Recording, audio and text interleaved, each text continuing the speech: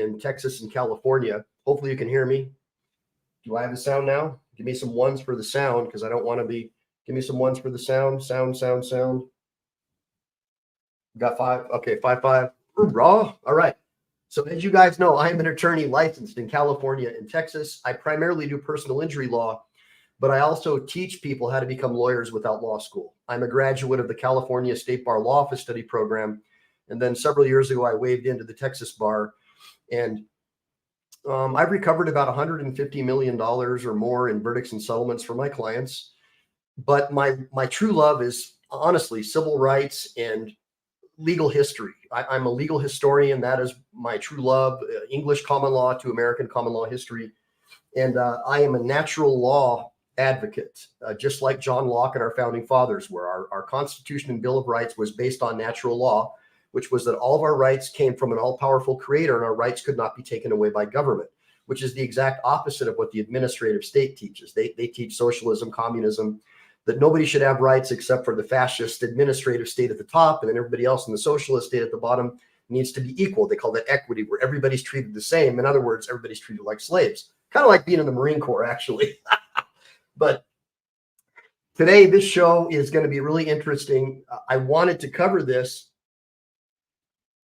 Yeah, I wanted I wanted to cover this because I remember just a few short months ago, well, as you guys know, several years ago, the Biden administration opened up our southern border. They reversed Trump's shelter-in-place executive order and passed, I believe, over 100 executive orders to allow illegal immigrants to start swarming into our country, which is exactly what the globalists have been doing in Europe, flooding their countries with sub-Saharan Africans and jihadists, basically, say many. So it got me thinking about several months ago, we had the news media and the Democrats, which I don't really think there's much of a difference anymore between the news media and the Democrat Party. But they were saying that anybody who said that Venezuela was emptying out their prisons and flooding America with prisoners is a liar and engaged in disinformation. And on that basis, you saw Meta and these other social media Silicon Valley sites deleting people's accounts, shadow banning them, which is what they always did. And that got me thinking about the Hunter Biden laptop, how they lied about that. And they got government agents and CIA agents to say it was Russian disinformation. And now we know that was a lie as well. And so I was like, wow, this is just really weird, because hopefully the echo is not as bad now, Kurt. I put a blanket on the hardwood floor, and I think we should be better now. But basically, let's try to get this just a little bit. Hopefully that's a little better. Okay, so basically what's going on, guys, is, we know that the news media and a certain political party are basically one and the same, right? They're like, the news is basically the propaganda agency of the current administration. And so I was thinking to myself, well, this is pretty wild. We know that they lied about the Venezuelan gangs. We know they lied about them being released from prisons and flooding into our country. Tren de Aragua actually is a Venezuelan prison gang, and they have basically taken over parts of Colorado, allegedly, and hotels, not hotels, but apartment buildings. And people were like praying and hoping that the Hells Angels would come and rescue them from these criminals who are just really bad people.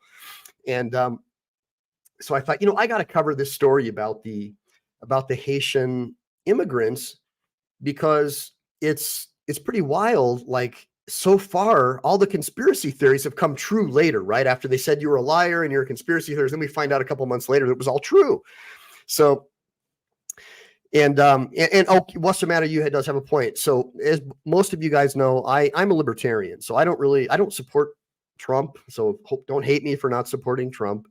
I definitely don't support the communist Marxist Democrats, which I used to be a Democrat. And when I saw the Democrat Party basically become communist, that's when I backed off, because I was a Marine and I love my country.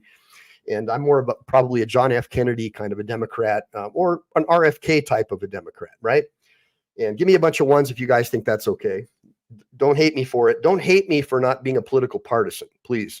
I'm going to try today to present you an unbiased picture of what's going on over in Springfield or whatever, Ohio. I'll get to that in a second. And so basically, here's the issue. You have the press saying, well, people weren't eating ducks There's no evidence. It's a fake story, whatever. But first, let me just announce my show, and then we'll kick it off. I'm gonna cover everything, guys, and I'm gonna cover it based on the rules of evidence. Does evidence exist that Haitians are wreaking havoc, illegal aliens that have been granted TPS, temporary protective service? Is there evidence that they're wreaking havoc in Ohio, not just one city, but throughout the state? Because what you have right now is the leftist press saying, oh, well, in this particular city in Ohio, there's no evidence of cats being eaten, and therefore it's false. And you guys are all liars and engaged in misinformation, and you're seeing, people's accounts getting taken down on social media. Right on. What's the matter, you? Yeah, I just don't support petroleum-based medicine. I don't support having a revolving door employment from the FDA and the CDC back and forth to these pharmacy companies and back and forth. I just don't think that's proper. I think that shows evidence of bias and financial interest. And so we're going to talk about that, because no judge would be allowed to do that. If I had a judge on the bench and I could show that they had a financial interest, I could do a 170.1 CCP motion and demand that they recuse themselves. Or I could do a 170.6, as a guaranteed dismissal. But if I already 170.6 to one of my judges and got stuck with one who was biased, I could ask him to recuse himself or her first, and then I could seek a 170.1 to get another judge or the Judicial Commission on Judicial Performance to intervene. So, and I am Teflon Don. I'm having a terrific weekend. I am feeling a little bit ill today, guys. Been having some problems with my health because California doesn't like to manage their forests. So all the smoke is just wiping me out and my family. And of course, they blame it on global warming, but we used to have forest management. So we had a major bark beetle problem in California. So there's all this dead wood. But, the globalists want to blame it on global warming because that gives them the ability to pass more laws. Give me a bunch of ones if you agree that's what they're trying to do. And so now I'm sick from the smoke. Now, let me kick off the show really quick, and then we'll get to another edition of Ask Michael Eline. This is where I teach people the law in an unorthodox manner by using examples that we see in the news, case law briefs, but it's all about exposing the Leviathan and its instrumentalities and taking back your rights. Know the law and mean to keep it well. Come here to learn from an expert to know your right. Make sure to like and subscribe. Make sure to save, because we never know when the thought police are going to take down this channel. Well, that's for sure. And you guys have been seeing that lately, right? As I've turned up the heat a little bit, you've seen YouTube starting to delete my videos and downgrade them, demonetize them. So anytime you say things that these guys disagree with, even though it's true, they'll find a way to get you. So today I'm going to present this not from a biased point of view, but from an evidentiary point of view, from a legal evidentiary point of view. Because when I see a fact checker who's not a lawyer say no evidence exists, or there's no credible evidence, or it's false. Oh, thanks, Teflon Don. Teflon Don says, I hope everyone's having a great, hold on, let me put him up here. I hope everyone's having a fantastic weekend. Thank you, brother. I appreciate that. So anyways, this is going to be, I'm going to cover a little bit about the, Letso TVO says, if it looks like a duck and quacks like a duck, it better taste like a duck. and guys, look, I'm a meat eater. I love duck. I love steak, and I don't like cat or dog. I've never had it before. I've heard that it's a delicacy in Korea to eat dogs, but I think you have to hang them upside down and beat them with poles first, because I guess that makes them more delicious if you beat them and kill them that way. But I know that in some countries it's totally acceptable and normal. We know that in Haiti, cannibalism is prominent. The leader of Haiti right now, his name is Barbecue, and he eats his enemies. And there's all kinds of videos of them eating people. We know they're really heavily influenced by voodoo culture. And so that's just part of the culture. I know, right? What's the matter with you? Hilarious, right? So the problem is we don't teach our children in the public school system. Definitely does not teach critical thinking. Our education system was imported here by the Rockefellers from Prussia. So what happened is the King of Prussia got his ass kicked by Napoleon, and I think it was the first Napoleonic War. And so he asked the social engineers of his day to come up with an educational system that would brainwash the young children, because you got to get them when they're young, right? Because they're coming for your children, right? We're here, we're coming for your children. They're proud of it, right? So basically you got to get them when you're young. You got to brainwash them when they're young. And if you don't teach them critical skills thinking, and you teach them the only valid source of news comes from the government or their biased news agencies that they subsidize, like NPR, right? That's the only real news, and anything else is fake news. And then, and then when they see the fact check label, these little kids are like, oh, it must be fake because the government, and Facebook, which is basically no different. I mean, we know that Facebook and Twitter, I don't know about Twitter now, but Twitter used to have a revolving door employment scheme where they had CIA, FBI going back and forth from government to there, and basically using that to do social engineering through the internet on the population. For a prime example would be the false lie that they told about the Hunter Biden laptop being Russian disinformation, which we now know was totally false, was totally made up to try to, many people say, to swing or rig an election. So we know that it goes on all the time. There's absolutely no question that the government and the news media lie all the time. But when they silence anyone else and they don't give you the ability to present the truth, then people will just think it's the truth. And when you've been brainwashed from kindergarten all the way through college to think that only what the government says is true, then you're going to suffer from cognitive dissonance when you run into somebody like me, a critical skills thinker. So I am the critical skills operator of the internet. I'm going to teach you some basic critical skills thinking today. And we're going to get into a little bit about what's going on over in Haiti. So you can, or not in Haiti, but basically, yeah, it's becoming like Haiti, right, in certain parts of Ohio. And I'm going to show you, number one, that what the news media is saying doesn't meet the legal definition of not being evidence. These are opinions. And Zuckerberg already admitted under testimony, I think it was at a deposition or before Congress, that his fact check labels are just opinions. They're not really facts. They're not really true. And most of the fact checkers are far left Marxists. And those are the people that are doing the fact checking, as evidenced by the debate the other night. And we'll get into that as well. So the first thing I want to do is get into a little bit about the rules of evidence before I kick off my show. But before I talk about the rules of evidence, I want to bring you back. Give me 1 second. I just got to get this on the stage. I want to get you back to the presidential debates and the biased ABC news reporter. And by the way, guys, I need some help. I just got a text message from somebody who I can't disclose who they are because they're a whistleblower, but I got some evidence. Well, I got a text from someone. I think it's real. I think it's a true story.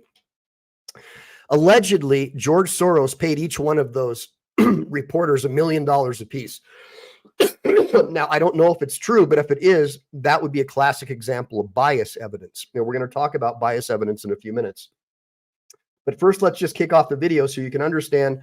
I like to lay a foundation. This is what the show is going to be about. I just want to clarify here. You bring up Springfield, Ohio, and ABC News did reach out to the city manager there. He told us there have been no credible reports of specific claims of pets being harmed, injured, or abused by individuals within the immigrant community. Well, I've seen people on television. Let me just say here, this is the people on television say my dog was taken and used for food. So maybe he said that, and maybe that's a good thing to say for a city manager. I'm not taking this from but television. The people I'm on taking it from television the city saying manager. their dog was eaten by the people that went there. Again, the Springfield city manager says there's no evidence of that. Vice We'll President find Harris, out. I'll let you respond to the rest of what you've heard. You talk about extreme. I just want to clarify here. You bring up Springfield, All right, Ohio, so, and okay, so there's the basis. All right, now you kind of understand. Hey, cops 5150, what's up? All right, so anyways, we know that the news media is pretty much run by the far left, so we know we're not really going to get the truth from them. So we have to do research in order to find out what the truth is. Now, one of the big problems that we're facing is that Google and Yahoo, Bill Gates, right, and Microsoft, Bing, and then Google, far left, helped communist China build their social engineering, social credit system, so it's really difficult to believe anything these guys say because we know that they're biased as well. So how do you find things out? It's really hard. But luckily, Semper Fi cops are 5150. Hoorah.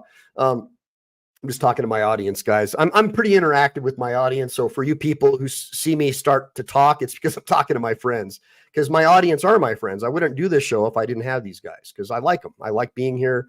I work very hard. I work sometimes 18 hours a day. I get up at like 04. And I take my son to judo and go shooting with a couple of Navy SEAL buddies of mine sometimes and just do stuff like that. And that's kind of my life. And so I'm not able to do the things that I really love on a political level that much, except for here. And so this gives me an opportunity to share my knowledge with you and help you guys sort of see through all the BS and become critical skills thinkers like me.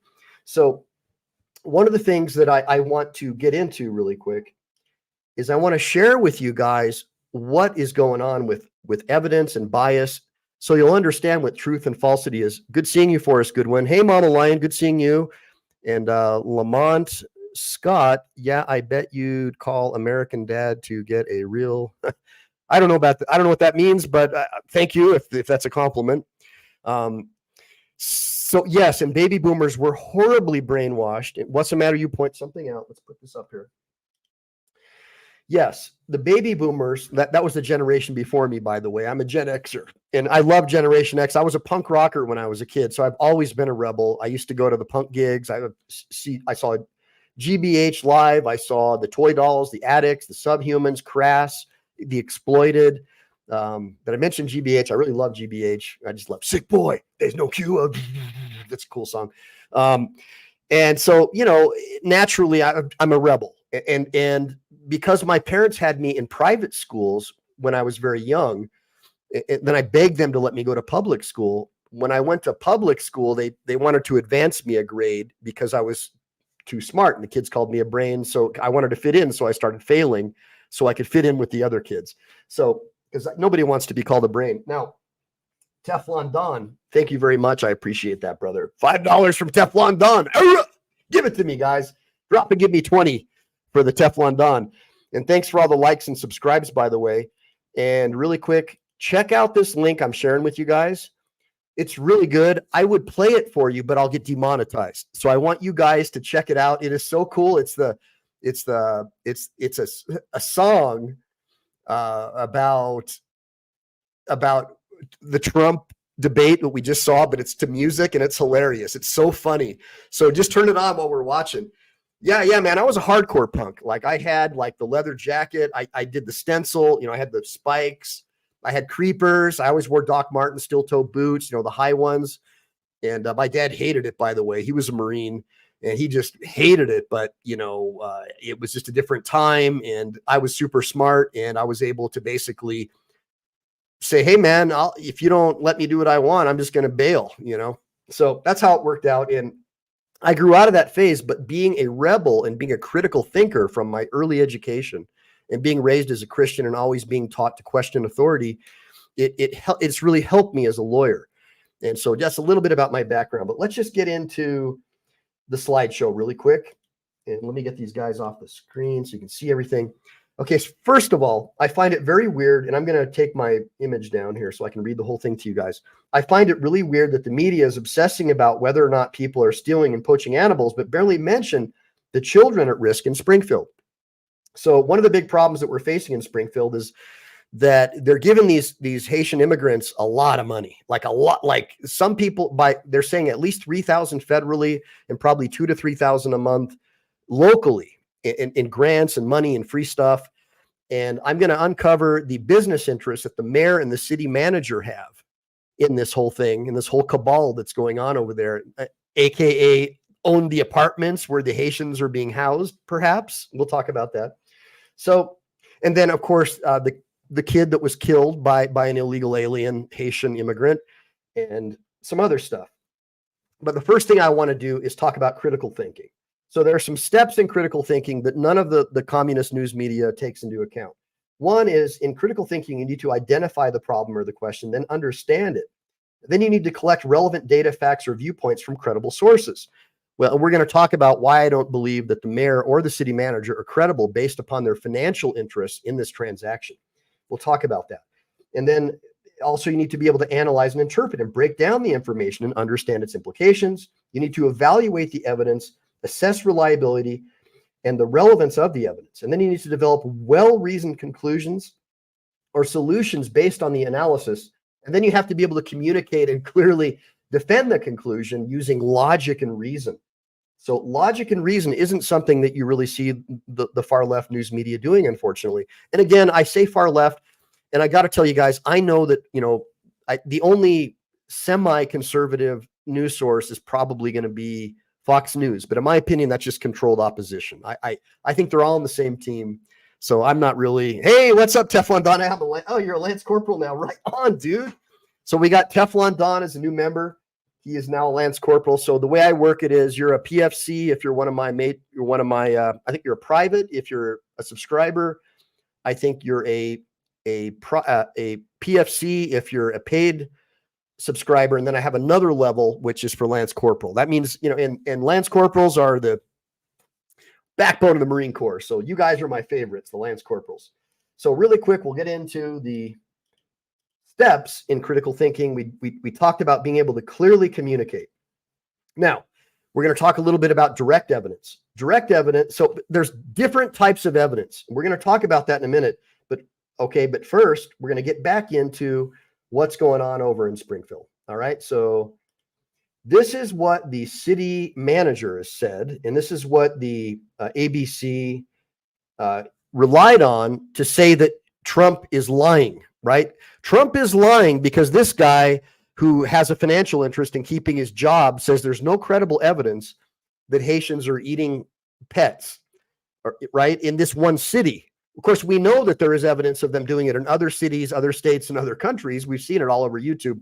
But since Trump said Springfield, it's a lie, and it's not happening at all. They did the same thing with the Venezuelans that were released from their prisons when the government lied to us and said that wasn't happening, right? And now we know it was happening, and it has been happening, and that the people are terrified in certain parts of Colorado because of that. Now, let's get into what the city manager had to say. It is disappointing that some of the narrative surrounding our city has been skewed by misinformation circulating on social media and further amplified by political rhetoric. Sounds just like Gavin Newsom. Highly charged presidential election cycle.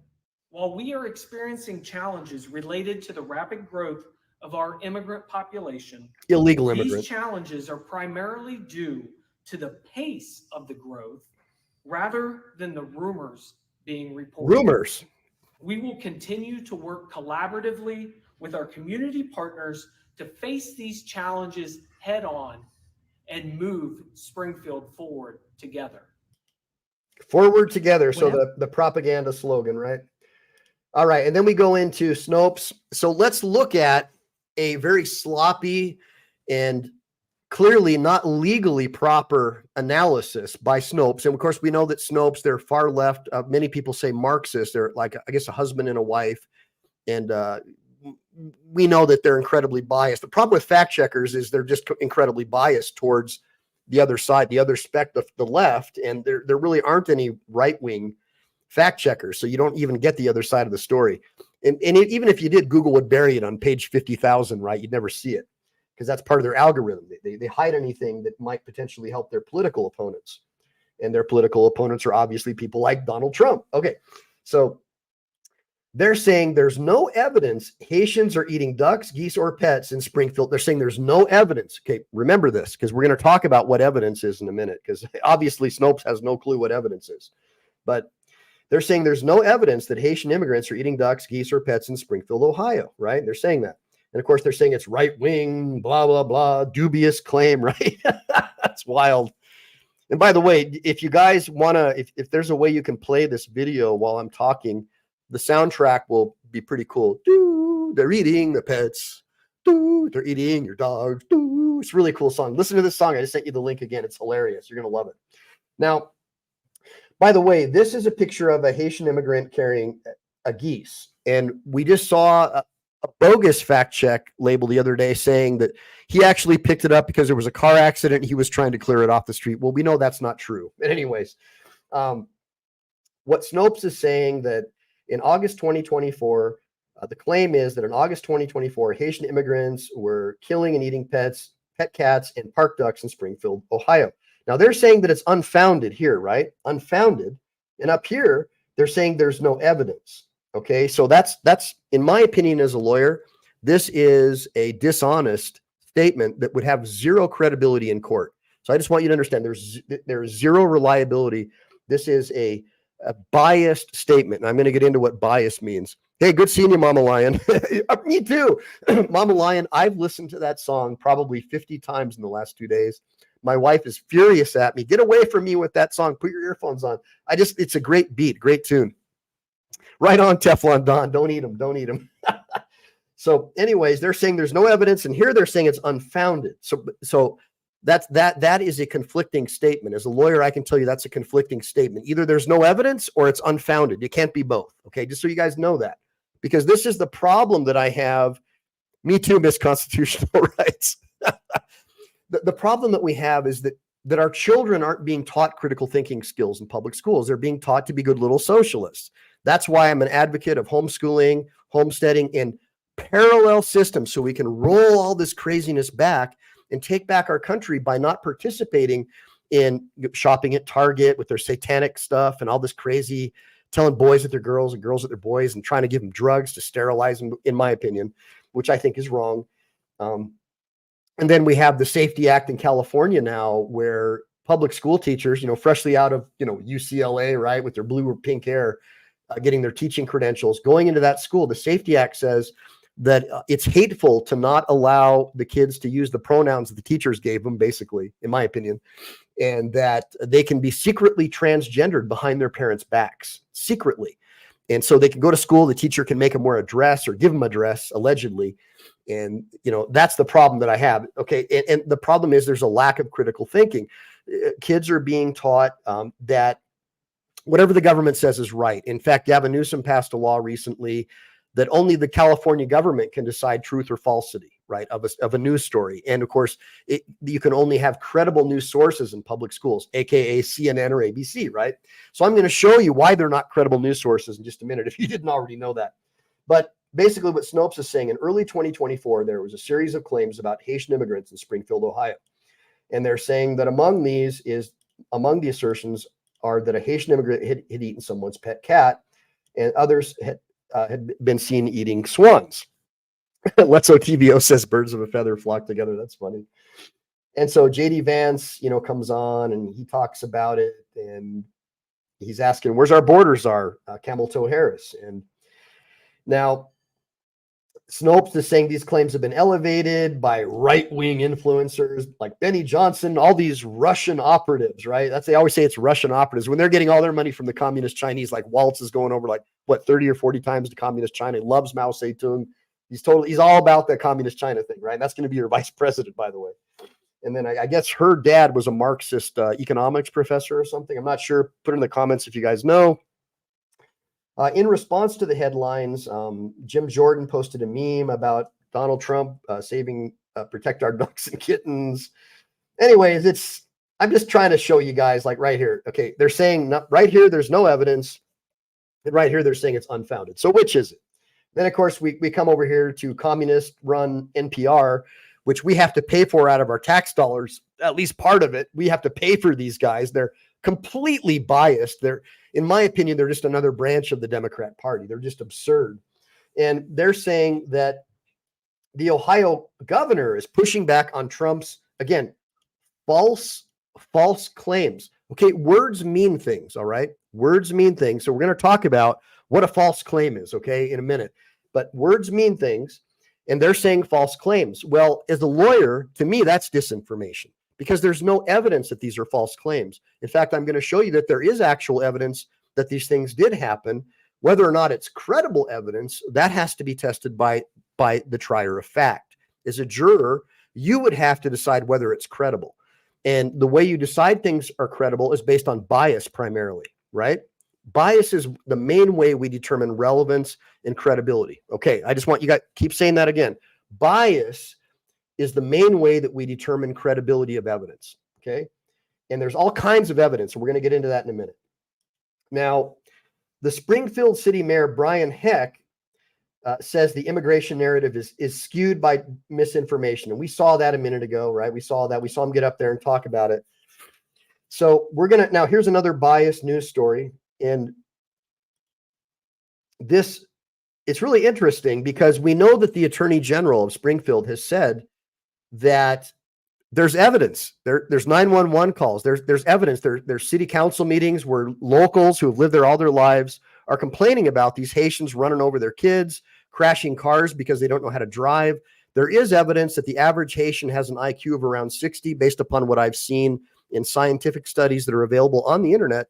And so we know that that country has a very low education. They're not considered to be like of average intelligence based on America. Well, maybe in California they'd be considered average intelligence, but on the grand scale, especially in Ohio, they're not based on what I've seen. And so let's get in, and it's only 3 minutes. Let's let this lefty say what she's got to say.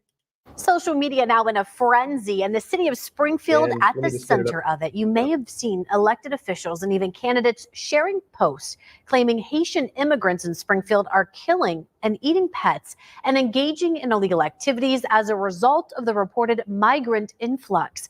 Kasha Hancock took those claims straight to the Attorney General this morning, or I should say this afternoon, and also to people who live in the city of Springfield. So Kasha, what did they tell you?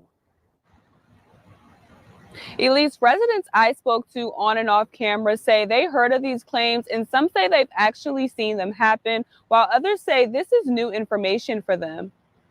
I had somebody else tell me that where he lives, he had Haitian neighbors, and just how they, put their trash out and they were dirty. After hearing complaints from Springfield residents about Haitian immigrants killing and eating people's pets, I went to Springfield to find out what community members have experienced. One man tells me he is not familiar with this specific claim. I have not heard that, Okay. But who knows?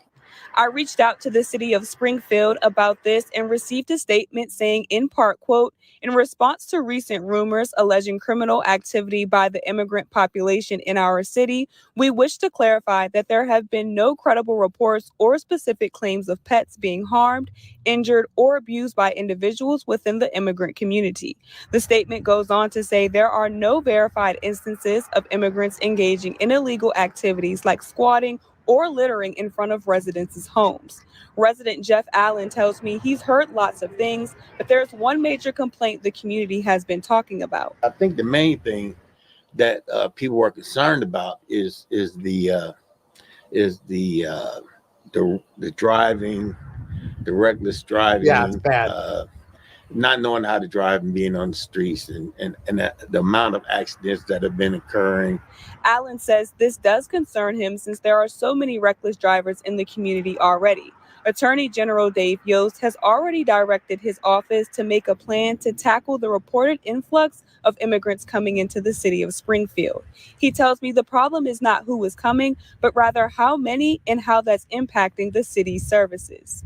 Anybody that's been to the doctor or had to go to an ER recently knows that we don't have extra capacity just laying around. This much of an addition to any town will cause it to buckle. The fact that we get no communication, no coordination, no planning out of the federal government, these people just show up, has put a strain that is going to break this community. Well, here's what I've discovered. They do get notification, but it's the people that the business owners who are getting the notification. So there's some kind of deal allegedly worked out with the federal government and these local businesses like factories. And we're going to find out pretty soon who owns the factories, AKA maybe people who are on the city council or in local government, perhaps. We're going to learn a little bit more about bias in 1 minute. Let's just hear it out. Tomorrow, the city of Springfield will be holding a city council meeting to discuss this. But in the meantime, they've also posted immigration FAQs to their website, which you can access by visiting the web version of this story on Dayton247now.com. Back to you. So, that was actually not too bad as far as my bias meter goes, but they didn't cover the most important part of what the Ohio Attorney General has found. And remember, the Ohio Attorney General actually knows the law. The city manager and the mayor, they don't know the law. They're not in charge of law. He is.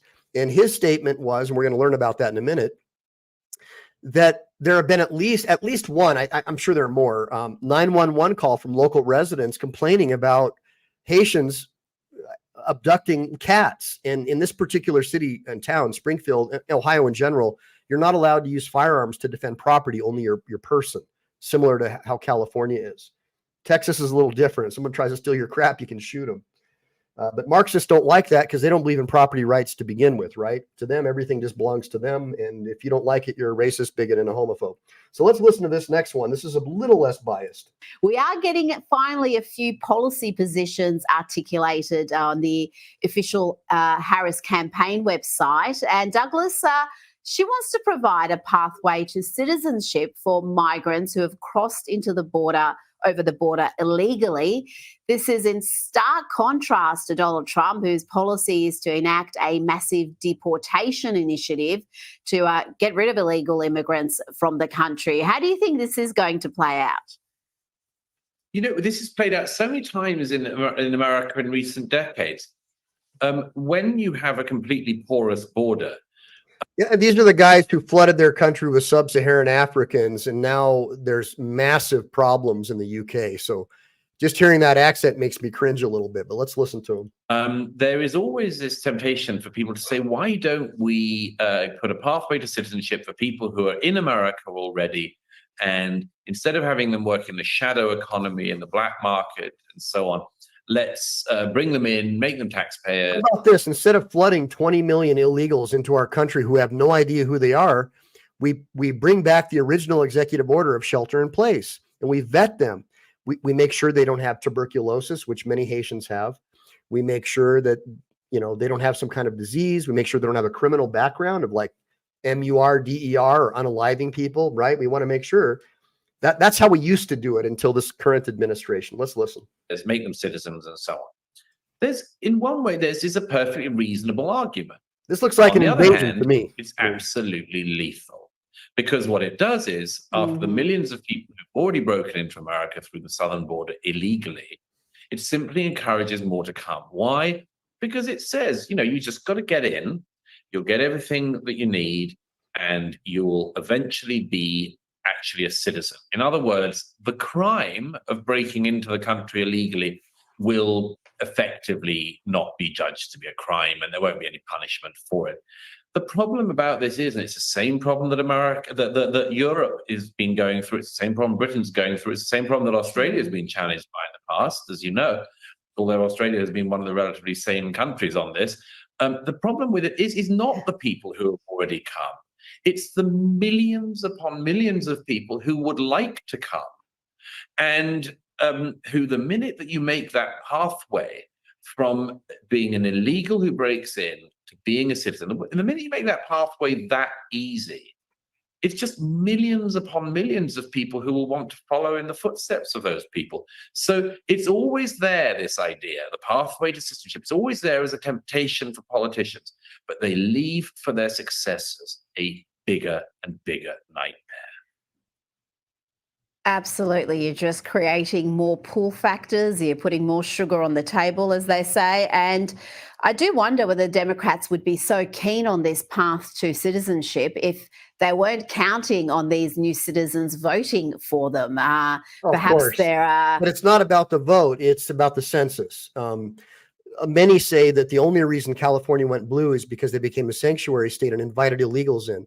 And because of that, the census redistricts and it changes the electoral votes. So they get more representation, they get more stuff, even though they're technically not allowed to vote, but they have the motor voter bill and they don't check your ID. So we know that illegals vote. We've got all kinds of evidence of that happening. And of course, with vote by mail, we've seen the videotape of people shoving 30, 40 envelopes at a time into those. The single drop, you're only supposed to put one drop in, right? It's a felony for each one they drop in there. Nothing has ever happened to any of those people. They don't get prosecuted. The judges turn their heads. Nothing happens. So once they're here, the whole country is going to be a single party state if this keeps up. And a lot of Democrats love that. Me personally, I think that single party states are dangerous.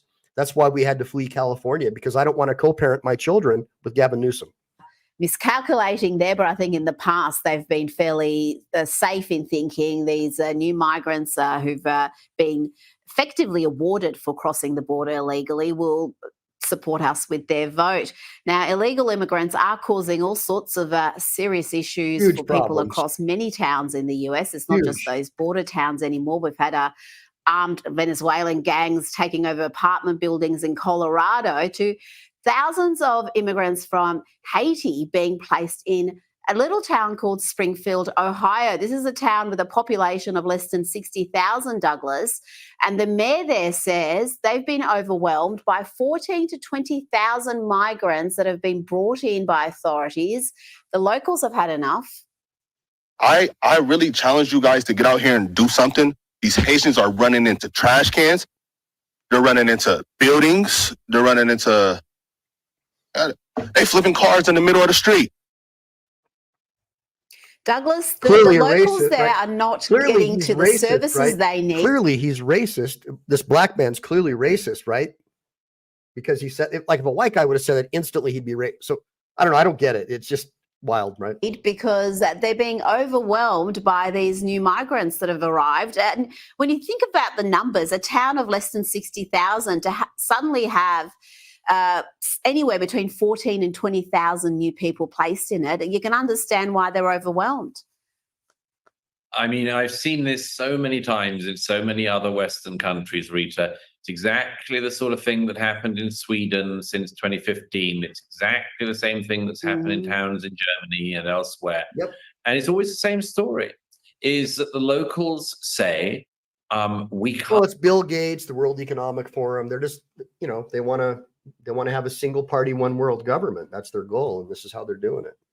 Can't put up with this, and central or local government says tough luck, you're going to have to.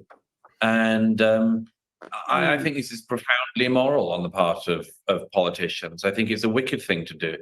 The first duty of politicians is to look after the interests of the people who put them in power, the voters. It's not to make sure that everyone in Venezuela who wants to flee and break into a condo flat, escape a prison, gets the right to do so. And I think it's an unbelievable offering up of responsibility, abdication of responsibility by politicians. Yeah. And as I said earlier, they leave. Well, as you're going to learn, a lot of these politicians have a financial interest in flooding our country with these illegals, and they get to live in their beautiful homes with gated communities and tax-funded security. So why do they give an F? Much bigger mess for the people coming after them. Absolutely. Now let's move to the UK. The BBC's Israel Hamas coverage is said to have breached. All right, so we're done with that one. And then, okay, so now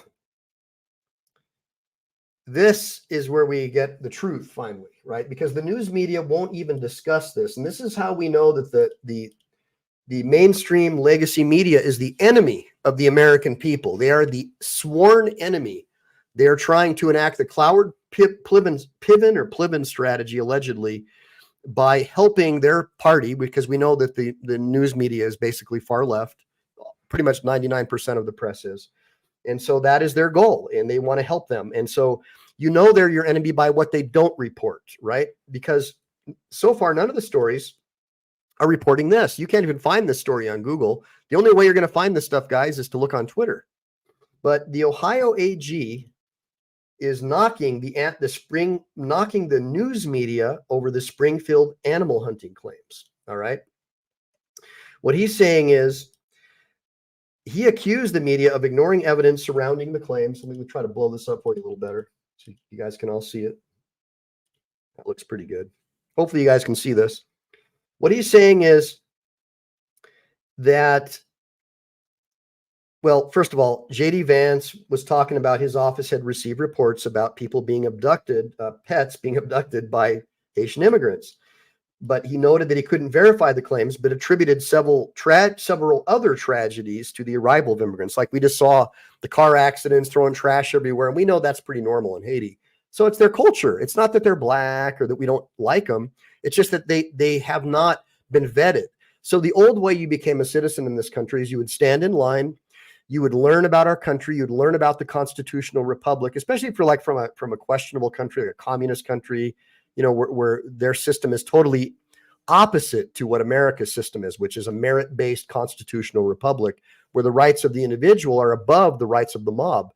Under a communist or socialist system, everyone's equal. And if someone does better than the other people, they have to have their wealth or power stripped from them to give to the other people who didn't earn it to make everyone equal. And they call that equity in the new woke mind virus religion.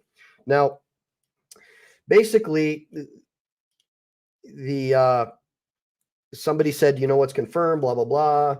Okay, so what has been confirmed is that a child was murdered by a Haitian immigrant, and he had no right to be here, and that was confirmed. And they have communicable diseases like TB and HIV, and that's been on the rise now because they're in our country. And the local schools have struggled to keep up with these so-called newcomers, illegal aliens. They call them newcomers, right? Who don't know English. The rents have risen so fast that many Springfield families can't put a roof over their head. And many Springfield residents testified about this during a city commission meeting. Okay. They testified about this. Okay. They testified. So they gave their testimony. And basically now we have national attention over these alleged people eating cats. And a resident identified by the city council as Barron said, I looked on the menu of 3 or 4 restaurants here today and I didn't see any fluffies anywhere. That was pretty funny. But the good thing is that, you know, the nation's attention has been blah, blah, blah. Okay, but Yost went on X to condemn the media for overlooking the remarks by the witnesses and the people who live there, the town residents, because you just have the leftist press, you have the governor who's a Republican, but he's also part of the World Economic Forum scam, right? The great replacement theory, many people call it. And so you can see it's a uniparty system anyway. So it doesn't really matter if he's a Republican or a Democrat. Those are just like this, they call them red herrings in law. They want to distract you with that. Oh, he's a Republican, so it must be true. No, that doesn't mean anything. Now, what the Attorney General says is there's a recorded police call from a witness who saw the immigrants capturing geese for food in Springfield. He said citizens testified to the city council. These people would be competent witnesses in court. Why does the media find a carefully worded City Hall press release as better evidence? Okay, so that is the problem. And now we're going to get back to my slideshow because this is what's really important. I want you guys, because now I've laid enough of a foundation to where I think that we're in a good position to get back into the rules of evidence and what's going on out there. So direct evidence, there's all kinds of evidence. So we're going to start out with the first and the most powerful evidence, which is direct evidence. Okay. And by the way, most criminal convictions are based on circumstantial evidence. I want you guys all to know that. It's very rare that you get direct evidence, but the leftist press is basically saying it's not evidence unless there's direct evidence. And in this case, we do have direct evidence, but we'll get into it in a minute. Now, evidence can be categorized into several different types, each serving a unique purpose in legal proceedings. This is evidence that directly proves a fact without requiring inference. So, for example, eyewitness testimony of someone seeing a crime occur, which is exactly what we had with the 911 call. Direct evidence of someone calling in saying Haitians are taking geese from a park and killing them and eating them, right? So there is direct evidence. Or video recordings. Now, the press is saying that, well, you know, everybody has phones, so why aren't there any recordings? And then they're saying even if there are recordings, those recordings are in different cities. They're not in Springfield, and therefore everything's false. Like they're ignoring the fact that these guys are killing people, running them over, assaulting them, and wreaking havoc on their cities, right? They're just ignoring all that and saying, well, since it didn't happen in Springfield, Trump's a liar, and therefore everything's fake. They did the same thing with the Venezuelans, where they lied and said that the Venezuelan government had not been releasing their prisoners and flooding our country with them. And now we know that the CIA and the FBI knew they were doing that right when the government was saying that they weren't. So that makes me not trust any of these guys. And it makes me question, like, who are these people? Do they even work for us? Give me a bunch of ones if you think they work for Klaus Schwab in the World Economic Forum and Bill Gates, whoever's paying them, because that's what I think is going on. Now, the next thing is we have circumstantial evidence. And this is the most typical evidence that you're going to get in a criminal case, as well as civil cases, by the way. And this is evidence that suggests by a fact or implication or inference, and it requires the jury or judge to draw a conclusion from the facts presented. For example, a fingerprint at a crime scene implies that somebody was there. It doesn't necessarily mean that they caused the crime, but it definitely shows that they were at that crime scene at some time. Could have been a year ago, could have been yesterday. But, you know, now you can do additional investigations to find out. It's called discovery, to find out if maybe they were involved in that. And that's what I'm doing today. I'm doing discovery so I can show you what's going on. Now, physical or real evidence is also a very powerful form of evidence. And that would be tangible objects that can be presented in court, like a weapon, you know, DNA samples or documents, okay? Like an email or a text message. Documentary evidence is any type of evidence or written record used to prove a fact. Examples include contracts, emails, text messages, bank statements, etc. And there's many, many more. All right. And then there's testimonial evidence, like testifying before a city council, which many, many residents of Springfield did. Many residents gave this testimony, but the city manager and the mayor, as well as the press, they're just like ostriches burying their heads in the sand and saying, oh, that's not credible. That's not evidence. It's false. It's fake. And people who don't have a basic understanding of critical thinking, oh, well, it must be false because Trump said it and the news media said it's false. Duh. And that's as far as it goes with most of these people. And those are your typical people you'd find on a college campus, unfortunately, modernly. Now, demonstrative evidence would be evidence that helps illustrate or explain other evidence, like a diagram, a chart, model, simulations to recreate events. All right. Then there's expert evidence, like an attorney general testifying. That's expert. He's an expert. So like the attorney general saying, there is credible evidence that the Haitians are eating geese at least, right? Maybe not cats, but geese. Of course, the press will say, well, yeah, but that's just geese. And Trump said cats and dogs. And therefore, he's a liar and he doesn't know what he's talking about, right? So that it's they're splitting hairs. It's kind of, I'm not buying it. We'll keep going and you'll see what I'm talking about in a minute. But basically, examples could include a medical expert or a forensic expert. I have to hire accident reconstruction experts for the car accident cases that I do, etc. Now, there's also, excuse me, guys, I'm sick from all the smoke from the fires, by the way, California. Character evidence is used to show a person's behavior or character, and that often can establish credibility or motive. And that's what we're going to talk about with the mayor and the city manager. Once you see the bombshell, I'm going to talk about in a few minutes about their involvement in this. Okay, it's going to blow your mind. And that's why I say that the legacy media is the enemy of the American people, because they just ignore things that they know exist and pretend like they don't exist, which is really sad because it's un-American.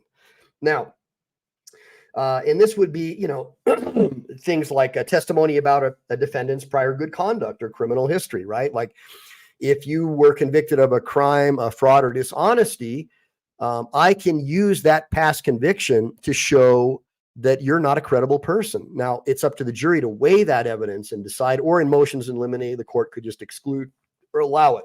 We'll get into that some other time. Now, there's also hearsay evidence. And many people say that well, if it's hearsay, and hearsay is evidence, basically a statement used to prove the truth of a matter asserted that someone else told you that someone else told them. So if I said, well, Joe told me that Jim said that he saw a duck being eaten, that would be hearsay, right? But the press says automatically, well, that's automatically excluded and that's not evidence, but that's wrong. There are exceptions to the hearsay rule, like an excited utterance or a statement against your own interest, right? So an excited utterance would be like, I'm at the park and I saw some Haitians stealing geese and eating them. That would be an exception to the hearsay rule. Okay. So that's why the attorney general is saying there's credible evidence. What the F are these scumbags in the press talking about? I mean, this is ridiculous. They're not even bringing it up. It's clearly a lie. What the press is doing is deceitful, right? And that's what he's saying. Now, is a 911 call evidence? Well, while 911 calls are considered hearsay, since the caller is not testifying in court at that moment, they may still be admissible under certain circumstances. The most common hearsay exception would be the excited utterance rule. If the caller was under stress or excitement of a startling event, witnessing or being the victim of a crime, taking a federally protected geese from a public park geese pond would be a crime. Okay, you guys follow me? You tracking me so far? All of you people are so brainwashed and suffering from cognitive dissonance that you just hate Trump so bad that you refuse to accept valid evidence because you're just suffering from such cognitive dissonance. It's impossible for you to believe your lying eyes. Don't believe your lying eyes, right? Well, somebody in the news media or a famous musician or actor said that it's false and that Trump's evil, then it's fake evidence. And so what I'm asking you to do, again, I'm not a Trump supporter. I was a Democrat all my life until the party turned far radical, in my opinion, communist, socialist, and anti-American. And so I feel that I don't suffer from that Trump MAGA thing. I just don't. And so I'm trying to give this to you from a libertarian point of view as a lawyer. Okay. So don't try to say, oh, you're just a Trump supporter and you're biased. No, I'm not. But again, bias, right? You wouldn't trust me, would you? If you thought I was biased, would you? Would you? But all the evidence, all the stuff that the press is saying is biased, but you believe it. That's the problem. All right. Because they're in a position of authority. They give you what's called an appeal to authority. An appeal to authority. Because the government said it's true, it must be. And since the press said it's true, it must be. No, that's when you have to start being a critical thinker and thinking outside the box. That's why I believe the two-party system is so evil, because you're forced to take sides, and then, you have to accept whatever your party says is gold. And that's devastating. That's terrifying to me, because then you'll have another Weimar Republic that ultimately becomes a Third Reich. Now, there's another exception to the hearsay rule that we'll talk about, which would be a present sense impression. And of course, they teach you all this stuff in law school. Now, if the caller is describing events as they are happening or immediately after, they may be admissible under this exception. And again, it's going to be based on the credibility of the person testifying. If the person calling in on the 911 call has a history of deceit or dishonesty, then yeah, it wouldn't be probably allowed by the judge. And that would be argued typically in the sidebar with the jury outside the courtroom. And we would figure that out before we start our trial, or, have the jury leave or whatever it might be. But that's how that works, guys. Now, there's also the direct evidence, like we talked about. If the call contains firsthand information from the caller who witnessed or experienced the event, the call can be used as direct evidence. So it would be accepted from the hearsay rule. Remember, just because it's hearsay doesn't mean it's inadmissible. There are exceptions to the hearsay rule. I hope you guys are learning. I mean, it's really important for me that you guys learn stuff. I'm not trying to say that I know everything. And if you see that I'm doing something wrong, if there's a lawyer in the chat, if I'm making a mistake, put it in the sidebar. I'm not going to sit there and try to defend a position that's untenable. That's not my philosophy. My philosophy is to be humble and to be a critical thinker, but always be humble and always love your neighbor. You must be courteous, considerate, and kind to everyone, even if you really don't like them, because that's what Jesus would do. And that would be my prime example of a good person. And I'm not a religious fanatic by any sense of the word. I would consider myself to be a very socially liberal, but fiscally conservative, of course, because I have a family to feed. So I've got to be conservative. I can't waste my cash. Now, let's get into a few other things here. So demonstrative evidence would be another exception. The call could be also used to demonstrate the state of mind, or emotions, or credibility of the caller to help the court understand the seriousness or urgency of the situation, right? And then corroborative evidence. And by the way, it's too bad that BZ Watchdog seems to be so all in for Harris, because he is an expert at doing public records requests. And right now, my primary goal is to get a copy of that 911 tape. So if any of you guys live in Ohio, especially lawyers, I'm going to need to create the letter. I want you to do it from your location, because typically the state is going to honor a request from somebody who's in the state quicker than someone from out of the state, right? Because you're a citizen, right? You're a constituent. So if anybody lives in Ohio who can help me, I'll create the public records request for you. But I want to get copies of the city manager's property ownership records, because we believe that the city manager, as well as the mayor, own several properties as well as factories, and they're getting federal subsidies to bring these Haitians in. So that's why there's bias, and we're going to get into that in a minute, by them. That's why I don't believe that anything that they say, if this is true, that they're housing these immigrants and getting money for it, or that they're employing them at their factories and they're getting federal subsidies for it. I believe that all their statements are complete bullshit. I don't believe any of it. I think it's a total scam. So if you guys can help me get that, see, and this is why I don't believe anything that the legacy media says, because these guys have the resources. Back in the old days, they used to do this research. We used to have good reporters. We used to have, like, 60 Minutes was the shit back when I was a kid. They actually did real research, and they didn't just put a story out that it's fake. They actually did the research to find out before they said it. And they don't do that anymore, because they become basically a political apparatus, right? Apparatchiks for their party. And I think everybody knows that. I think everybody pretty much knows that the news media they're in the tank for Harris and Biden. They always have. They've always been the tank for the Democrats, at least for the last 60 years. So it's really difficult for me to be able to think anything that they say is credible when I already know they have such biases. It would be amazing if we could get unbiased reporting and unbiased fact checks, but we can't. And their solution is to censor and shut down the narrative, shut down the discussion, so only their facts get out there. And anything else that anyone else says is a conspiracy theory. Give me a bunch of ones if you think that's absurd. Now, the next thing is admissibility considerations. Authentication. The prosecution has to show that the call is genuine. They got to show that there was a verification, like from the custodian of records, for example, that it's a real tape. And that's why I want to do a public records request. And then relevance. The content of the 911 call must be relevant to the case. Well, here it's not a cat, but it is a duck. So it does show evidence of something, right? It shows evidence that people that come from a country that practices voodoo as well as cannibalism are different than us. And it shows evidence that it's more likely than not that they wouldn't have a problem eating a cat either, right? Because we've seen videotapes of them eating cats in Haiti all over the internet. I mean, they eat cats. If there's any cats or dogs left in Haiti, they're eating them. We know that. We've seen the evidence. So why wouldn't they be eating them in Springfield? That's the question that a lot of people have who have been writing me. Now, the next one will be the prejudice versus probative value. If the call contains graphic or emotional content, it may be excluded if it's overly prejudicial, right? In this case, I don't think it's overly prejudicial. I don't. Now, so when does bias make statements not credible?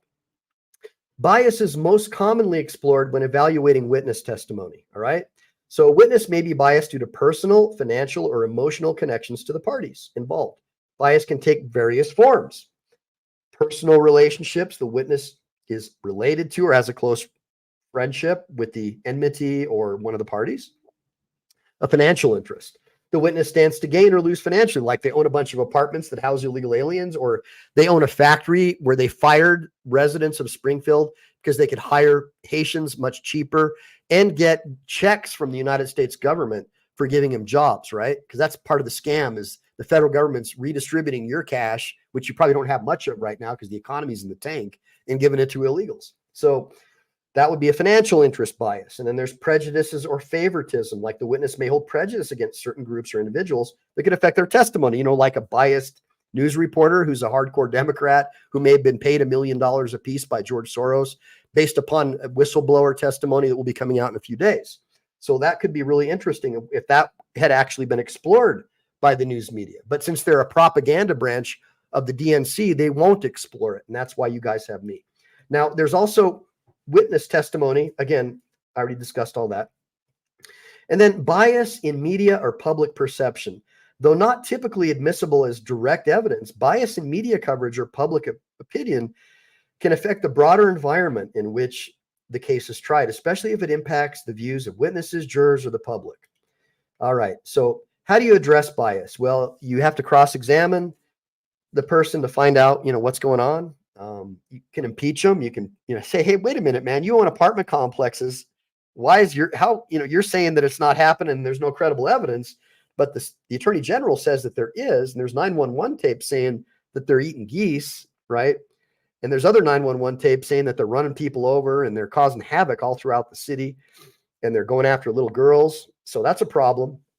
And then typically the way that would work is in the jury instructions, the judges would instruct the jury to consider personal bias when evaluating the credibility of the evidence. Okay, so let's get into bias evidence.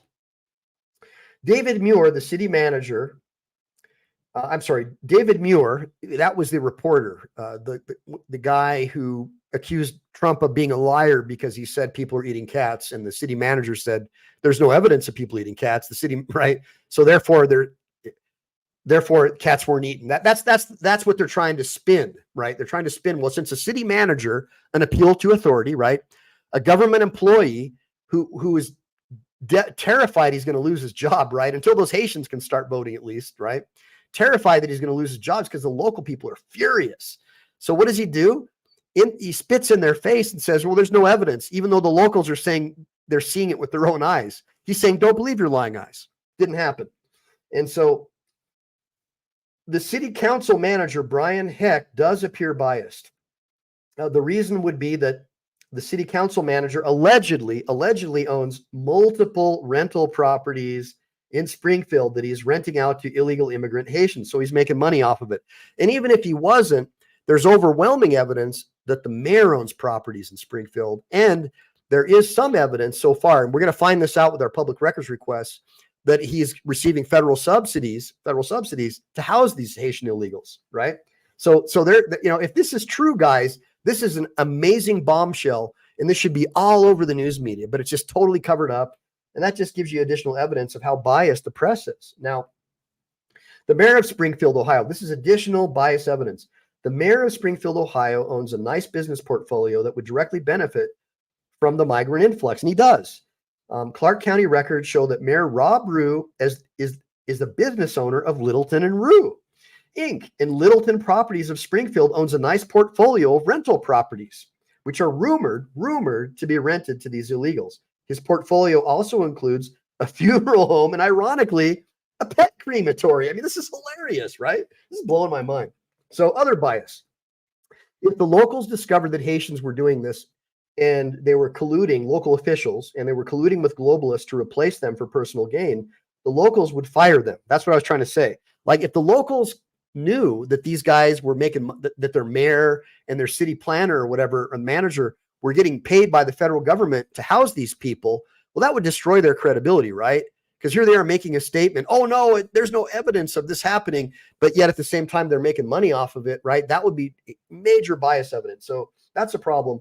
So now what we'll do is we'll get into some additional videos so you can see with your own eyes, so you don't have to believe your lying eyes, you can see with your own eyes. Let's take Haitians in a white van driving around the neighborhoods, collecting cats, skinning them and eating them. In my opinion, they're worthless. Bunch of worthless fucking sand monkeys. They're getting thousands of dollars in government assistance, even the cash assistance cards. They're calling them the magic money cards because they never run out. Managers are nothing but a headache. All they're doing is raising our rent and our taxes and wrecking vehicles. Everybody wants to make this into a race issue. It's not a race issue. It's culture. It's accountability, and it's respect. Since June, they took me off of, I'm a vet. They took me off of the disability. You're a veteran, and you're competing with some of the resources they're getting and just came in here? Yeah. I need some solutions. I'm losing my mind. This is Springfield, Ohio. What was once a small town in Ohio, home to roughly 60,000 working-class Americans, until 20,000 plus Haitian immigrants flooded into town with rumors of them eating the neighbors' cats and local geese. What did you do? Why'd you kill the cat? Did you eat that cat? Right, before we get into this one, so the press jumped all over this. So she's in a different part of Ohio, and the evidence that we have so far is this woman here, I guess, is the daughter of Haitian immigrants. That's what I heard. She's a Creole. She's definitely a Haitian Creole. She speaks Creole. Her social media accounts have her talking in Haitian Creole. So we know that much at least. But the press jumped all over. No, she's an American citizen. She's no different than any other American. Just like the Rwandan who stabbed all those people in the UK, the kids killed them, those two kids that started all those riots. The UK did the same thing that the American press is doing. Oh, well, since this guy was a citizen, therefore it's okay.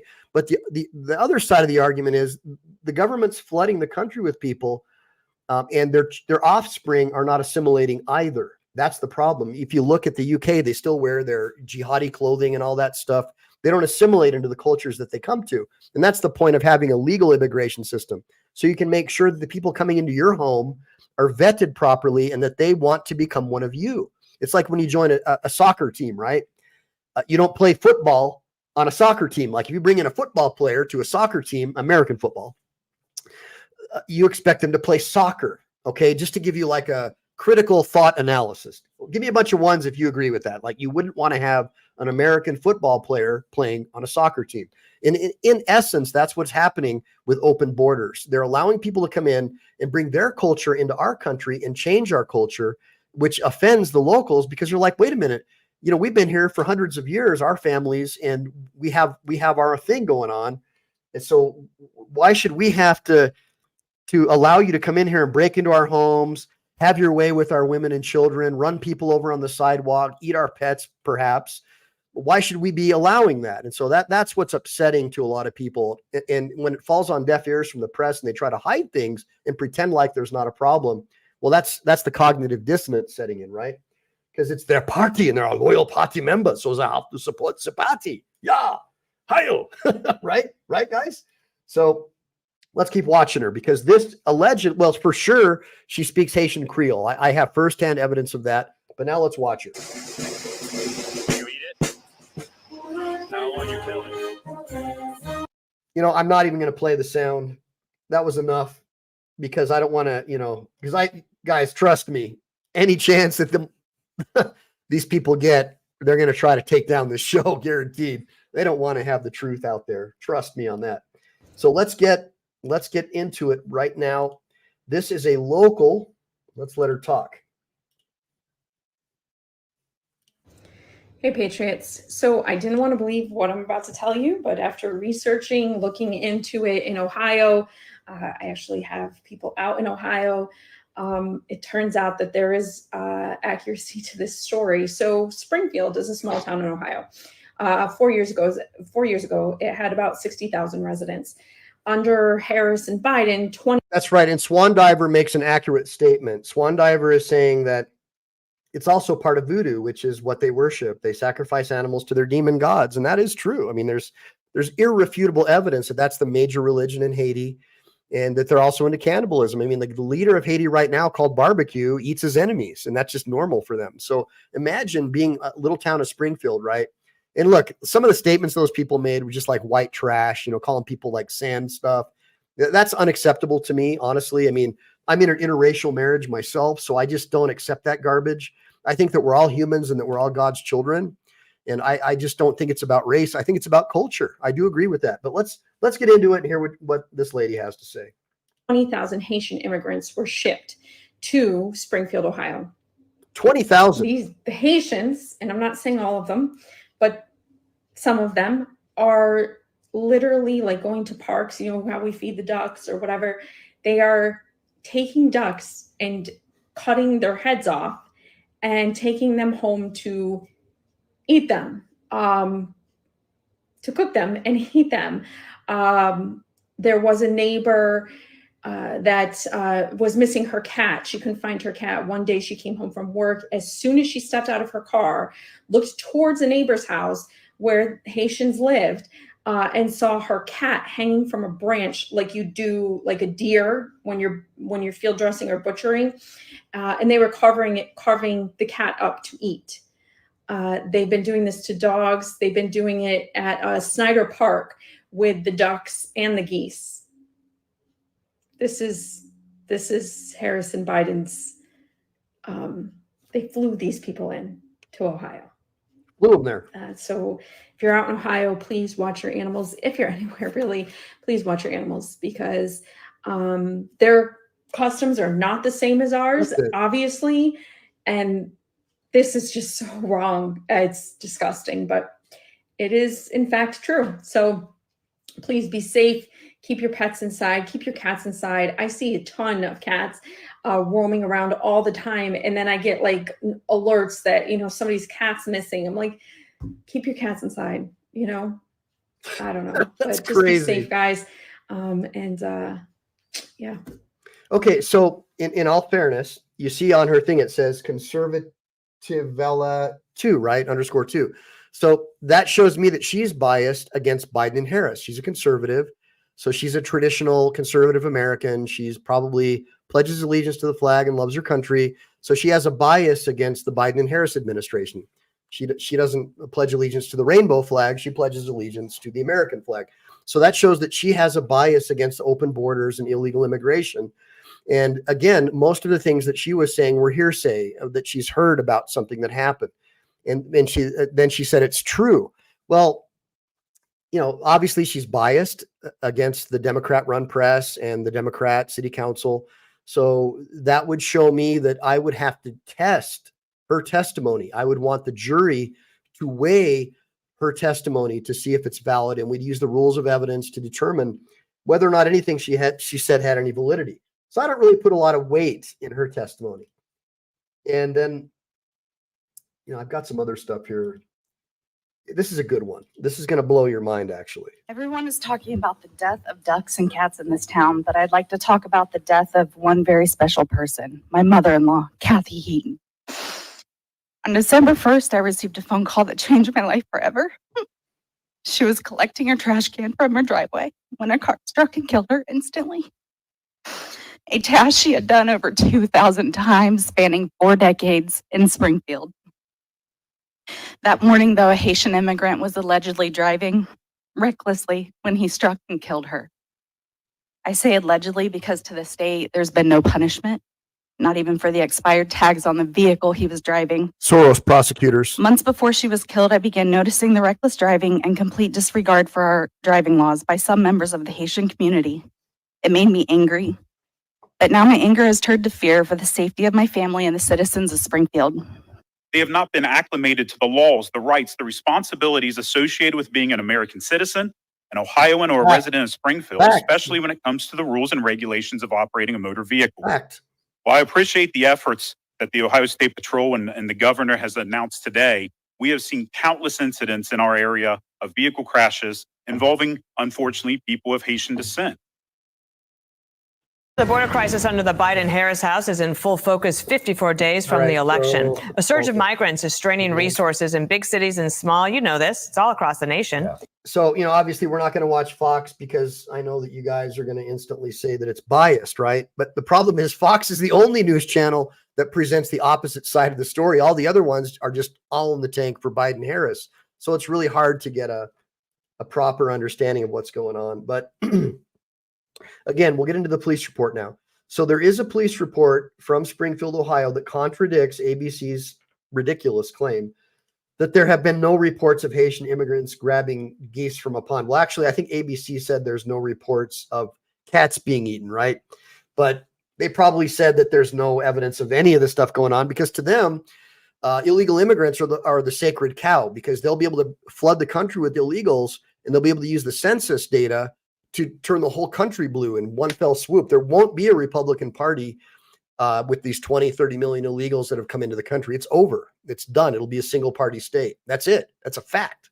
Now, let's take a look here. The Haitian migrants capture geese in Springfield, Ohio. So a guy said, I'm sitting here, I'm riding on the trail, I'm going to my orientation for my job today, and I see a group of Haitian people, about 4 of them, and they had geese in their hands, a resident told the dispatcher. Okay, so that statement does fall within the hearsay exception of an excited utterance, in my humble opinion. And I think it also is besides an excited utterance, let me try to find that really quick. It's a statement. Well, it's probably not a statement against. I think it's an excited utterance for sure. And it's also a present sense impression. All right. So that statement would be accepted under the hearsay rule. And therefore, that is credible, valid evidence. So it just bothers me when the news media just is so biased towards the left that they won't report the truth because it destroys their credibility with critical thinkers like me. So I would be considered a swing voter, right? Swing voters are the ones who actually decide elections. Thank God, right? So there's a few of us who just don't believe either side, and we want to do our own research. And I encourage all of you to do your own research and not just take my word for it.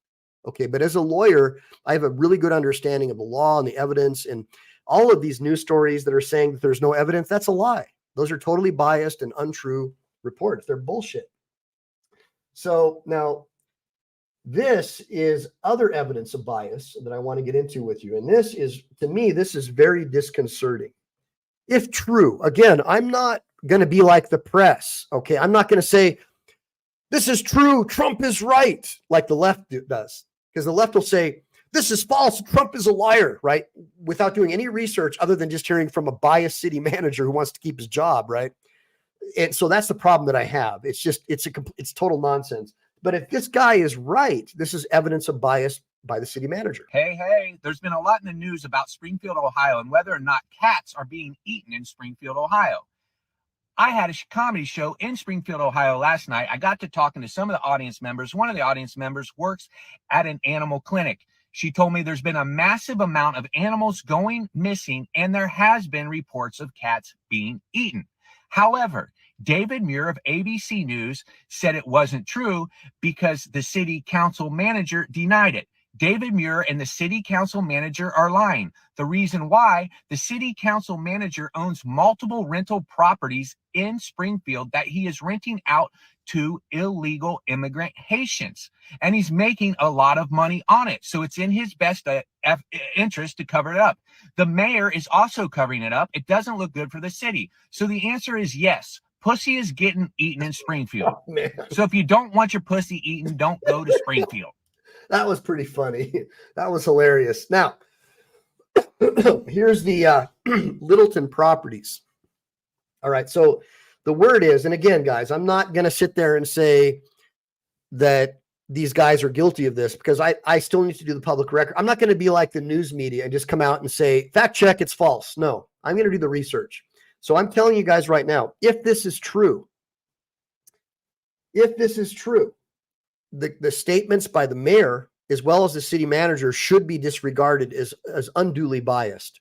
If the city manager owns housing projects where he's getting federal funds to house these illegals, clearly he's biased, and his testimony cannot be taken seriously. Cannot be, if it's true. Now, we know for sure that the mayor owns Littleton properties, right? Littleton properties in Springfield. And here's a list of some of his properties. He's got a, let me say, 814-814.5 North Limestone in Springfield, 810 North Limestone in Springfield. It's amazing how these politicians end up with the trappings of power while all the people that they govern are going broke. It just blows my mind. How could anybody support this system that we're living in right now? It's crony capitalism, right? It's the political buddies, BlackRock. You know, if you support worshiping rainbow flags or whatever, you're part of their team, and you get all this special stuff, right? And so here's an example. The guy's got a lot of properties. We know they're rental properties, and we know that he, I guess, is the CEO of Littleton Properties in Springfield, LLC. So we know for sure that the mayor has the properties. We have an allegation that the city manager also owns a shitload of rental properties. We know that the mayor also, through his corporations, owns factories where allegedly these Haitians work. So if this is true, I just ask you guys, why hasn't PMSNBC or CNN even discussed it or done their due diligence to find out? Why? Well, because they're political operatives. They're biased. So they're not going to do that. And that's why I tell you, the legacy media is the enemy of the American people, and they're not to be trusted. You have to do your own research, guys. You have to become critical thinkers. Don't be lazy and just rely on some scumbag who's getting paid millions of dollars in advertising money from BlackRock or PFIZER or any of these other guys, right? I mean, come on, they're just going to push their agenda, and they'll fact check you and say that you're false. Now, here is another video that emanates that I showed you last night from Ohio. Now, I don't know if this is Springfield because I don't want to get fact checked and told that I'm lying and that it's false because it's not Springfield. But I will say that my information, this has happened. This is Ohio, and this is obviously a Haitian immigrant. Let's watch this. It's a little girl. She looks like she's about 9 years old. She's at a liquor store, and looks like she's scared, it looks like. And here's the guy that's been stalking her. Look what he does. Are you freaking kidding me? If that was my daughter, that guy would be red mist right now. That would be the end of it for him. Just letting you guys know. Unbelievable. She's terrified. She's saying, protect me, protect me. I'm scared. I'm scared. Please help me. Looks like he's got something hard, something hard in his pants too, doesn't it? Like maybe he's aroused. I mean, this, to me, as a father, I can't believe that our government is allowing people like this into our country. Give me a bunch of ones if you think this is disgusting.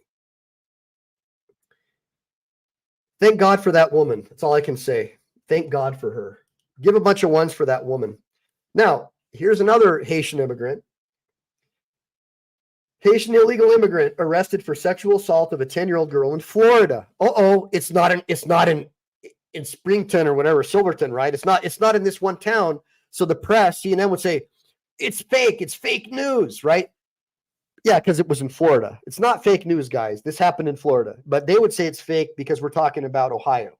That's how ridiculous the press is, right? They'll just say it's fake, even though it's not fake. He really did get arrested for this. And his name is Nivenson Sarazin, 37, and he got charged with battery, SEXUL battery on a child by throwing or expelling certain body fluids and possession of child pornography. So the 10-year-old victim is a relative of his girlfriend, and he admitted that he abused her on multiple occasions.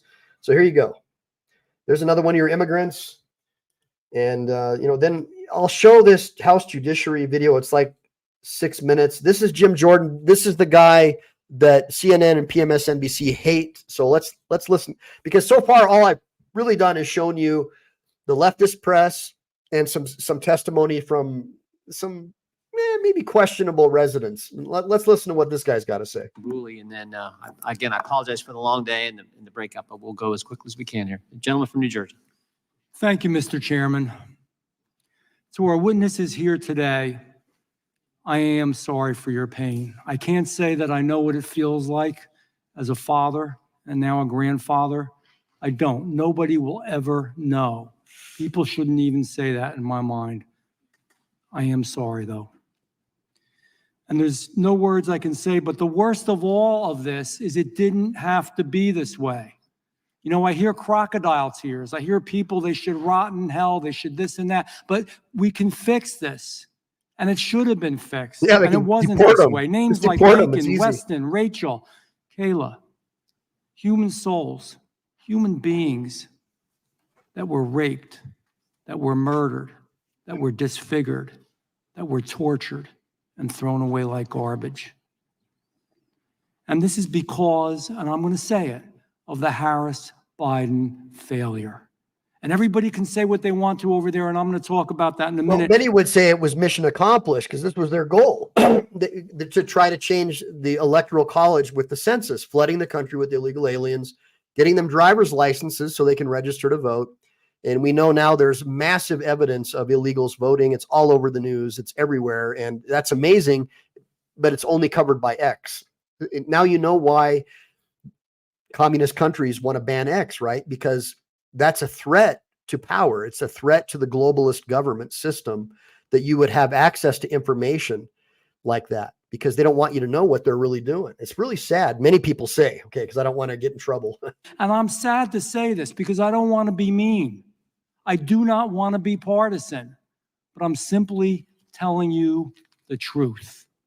The truth is, tens of thousands of Americans are being killed by fentanyl, and you know it. I don't have to repeat all the testimony that you all gave, and that drug flows freely through our borders. The truth is, in Aurora, Colorado, gangs of Venezuelans are taking over apartment buildings and extorting rent from people. Think how scared those people are. They're having to pay them money so that they can live safely in their own home. The truth is, in Ohio, Haitian migrants are beheading the ducks in public parks. And yes, it's weird. It is weird. But we didn't bring that weirdness here. We didn't bring that distorted behavior here. But it's forced on a small town in Ohio when 30,000 illegals have been pushed upon them by the federal government. The truth is that Kamala Harris and Joe Biden let these people in. You all remember when the administration changed and they had T-shirts on at the other side of the border, Kamala Harris T-shirts and Joe Biden T-shirts. There was a reason for that. It is tell the truth time for a change. Who rescinded the executive orders? The executive orders that Donald Trump had put in that were there to protect us. Who wouldn't finish the wall? Who wouldn't keep the Remain in Mexico policy? Who instituted catch and release into our country? Who let Title 42 lapse with no replacement at all? Kamala Harris and Joe Biden. When you do wrong, you have to own up to it and be blamed. And when our party, and I hope you look at old videos from the past, because this is not the only hearing we've had. We've had these hearings all across the country. When we brought these concerns up, the left laughed at us. And they said they were fabricating stories and that we were being political. Right. This is the end result It's a lie. of what they did. Yeah.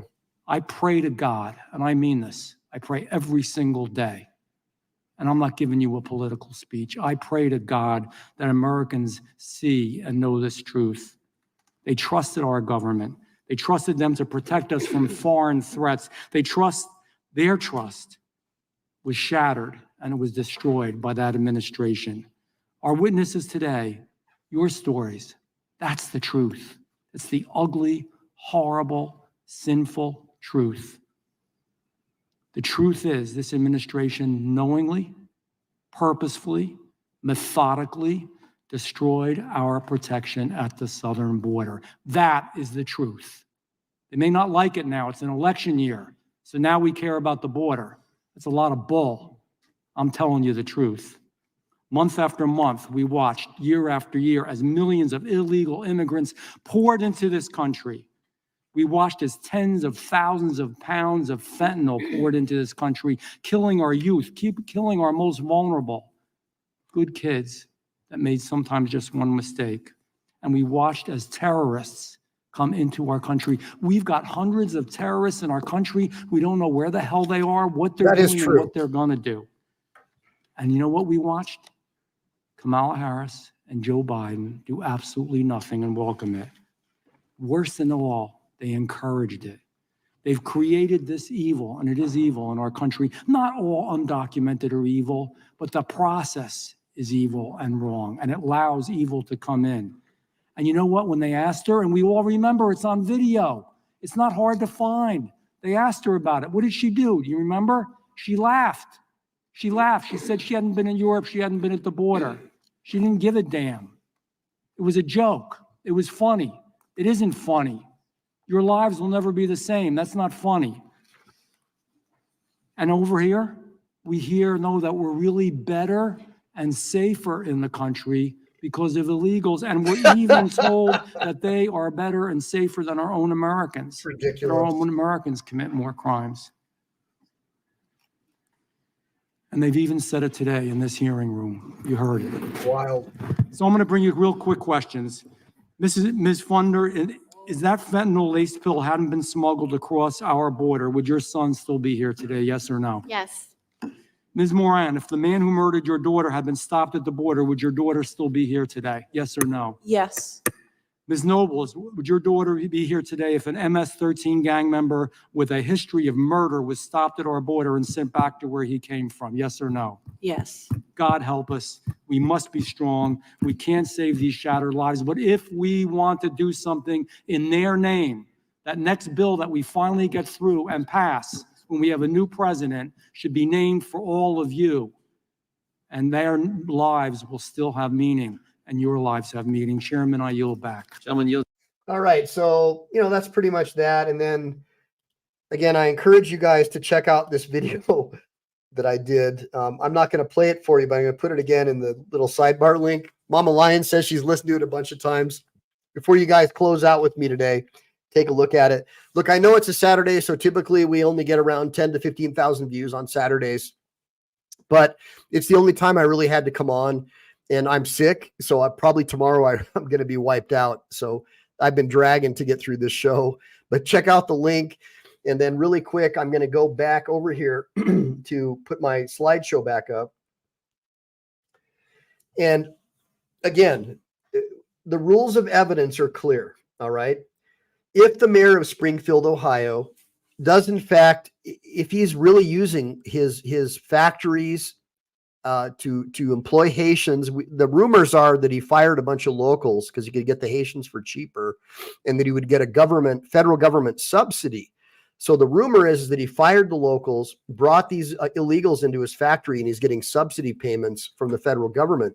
So he's actually, it's enriching his business, allegedly.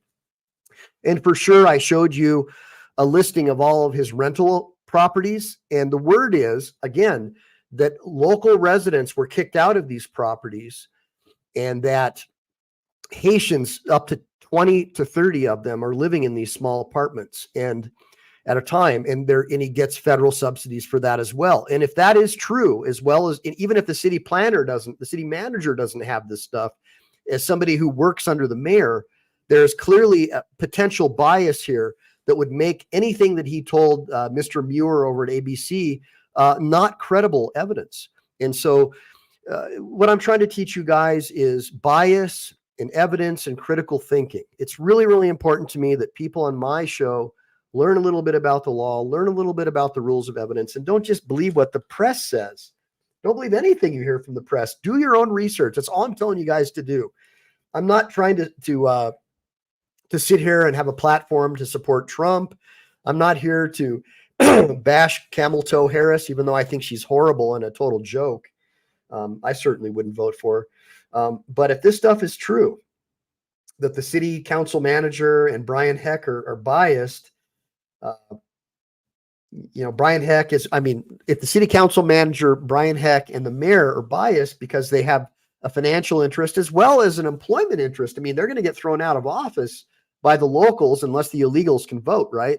And we know that in most of these towns, they are pushing for legislation to allow illegal aliens to vote. So what better way would you have to hold on to power, right, than to have the people that you invited into the country, who you're giving everything for free, phones, hotels, food stamps, welfare checks, plus employment. You think they're going to vote for Donald Trump? Really? Of course not. They're going to vote for the ones who are giving them your money, right? Those illegals, if they're able to vote, are going to vote for the people who gave them your money, right? So to me, that should be considered treason if it's true. And that in the old days, in our original country, they would be tarred and feathered, right? So that's all I'm trying to say. I'm not trying to garner support for Camel Toe or Trump, Orange Man bad, right? Neither one of them. What I'm trying to do is show you guys that there is an incredible bias and deceit by the press and by those three members of the press who I consider to be partisan hacks for the Democrat Party, for them to get up there and say that it's a false statement when there's overwhelming evidence from locals and 911 calls that Haitians are causing extreme, grievous bodily harm. And to use a red herring like, well, yeah, but nothing said cats, geese and ducks, but they ignore all that, right? What they try to do is create a narrative that they're not doing anything wrong because it wasn't cats or dogs in particular, right? But when in reality, we know that they're killing people, they're running them over with their cars, they're getting driver's licenses, they even get money to buy cars, guys. From the federal government. It's unbelievable. They're getting, by some estimates, 5 to 6 times more than the local residents could get if they applied for welfare and public assistance. And there are also reports that veterans are being moved to the back of the line in order to give these people free healthcare at your expense as well. So give me a bunch of ones if you support our original immigration system, which was that you would learn about our country, that you would get in line, and you would learn how to become an American. You would learn about the Bill of Rights, the Constitution, which is, they don't want you to know any of that. Trust me, the party in power right now does not want people to know about the Constitution or the Bill of Rights. They think that they don't believe in it. Clearly they don't, because they think that anything they disagree with is hate speech and has to be censored, according to many experts. And so I'm just like Elon Musk, right? So I'm just here to be a voice in the desert, to teach you guys a little bit about critical thinking skills. I hope you enjoyed the show today. And again, I'm not feeling too well, but I'm going to go ahead and just say goodbye to everybody. Bye, Stomper. Thanks for showing up. Bye, Mama Lion. Yes. And bye, Chad Crum. Thanks for showing up, Michelle Henry. And Michelle Henry, I'll check out the libertarian candidates in my town. I know they usually don't win. It's just a personal political philosophy that I have, that less government means more freedom. And if the government stays out of my life, I'll live a better life for the most part. I believe that they're there to basically protect commerce and to stay out of my way and leave my children alone. Leave my kids alone. Because if you keep coming after my kids, I'll just leave the country. I'm not going to allow you guys to indoctrinate my children with woke mind virus. It's not happening. So with that being said, everybody, please make sure to share this. Please make sure to like and subscribe, and make sure to save, because we know the thought police has been taking down my shows. Absolutely. They've been doing that. And it's probably going to get worse the more I teach you guys critical thinking skills, because we know that the administrative state does not want critical thinkers. They want lemmings who will just believe appeals to authority, which is exactly what true Americans don't want. We don't want people who buy into biased news media. We want people to start thinking for themselves. So make sure to like and subscribe. Make sure to save. Semper Fi, do or die. I'll talk to you guys soon.